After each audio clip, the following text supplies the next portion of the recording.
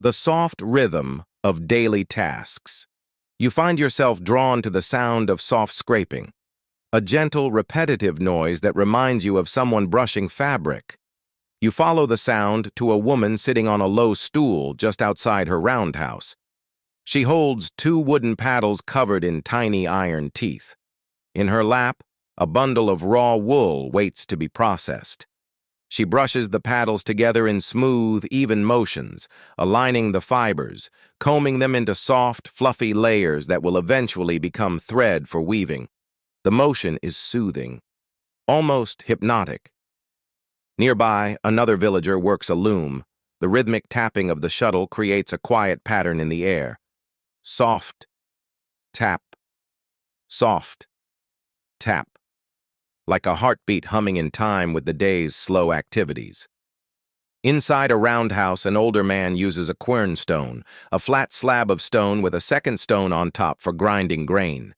He holds the upper stone with both hands, turning it in slow circles as crushed barley falls into a wooden bowl.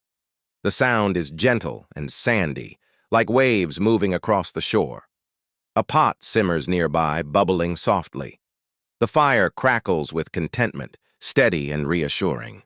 Everything you see feels peaceful, calm, and deeply human. The heart of the village. You continue wandering across the center of the settlement, a simple open space where villagers gather, share news, tell stories, and work on crafts that benefit the community. In this peaceful morning, you see two elders sitting side by side on low wooden stools. Their cloaks are thick, made from wool dyed with plants found nearby. Soft greens, muted browns, and the occasional subtle red from crushed madder root. They speak quietly, their voices low and steady, shaped by years of repeating the same familiar stories throughout the seasons. Nearby, children play with carved wooden animals, scraps of cloth, and small rings made from bent twigs. Their games are quiet and unhurried, with bursts of soft laughter drifting like tiny bells through the cool air. A few villagers carry baskets, working together to prepare food for later in the day. Grains are poured into wooden bowls. A clay jar of honey is carefully opened. Fruits are inspected one by one to choose the ripest and sweetest. Everything feels grounded and real, every movement designed for usefulness, yet performed with a relaxed rhythm that makes it feel meditative. A young woman walks by carrying herbs tied together with twine. You catch a whiff of lavender, maybe some rosemary, and a hint of thyme. Plants grown in small gardens near the edges of the village. She nods politely and continues on her path. Life here is modest, but each small action feels rich with intention.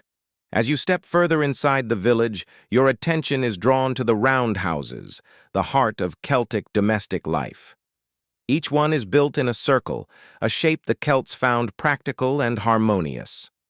Circular walls resist strong winds and draw smoke upward in a single column. The shape also encourages gathering, conversation, and closeness. You move slowly around the nearest house, not intruding, just observing. The walls are made from a mix of woven branches and clay, called wattle and daub. If you run your fingertips along them, you would feel the faint bumps of the branches beneath the clay and the dry, chalky texture of the surface. Above, the thick thatched roof is layered in bundles of straw woven with almost meditative care. The smoke rising from the small hole at the top reminds you that a hearth burns inside, steady, warm, and essential. The fire rarely goes out, because it's easier to keep embers glowing than to spark new flame from flint. Inside the houses, you'd find a single room used for everything: cooking, eating, crafting, sleeping. The hearth sits at the center, and around it, life unfolds in slow, familiar patterns.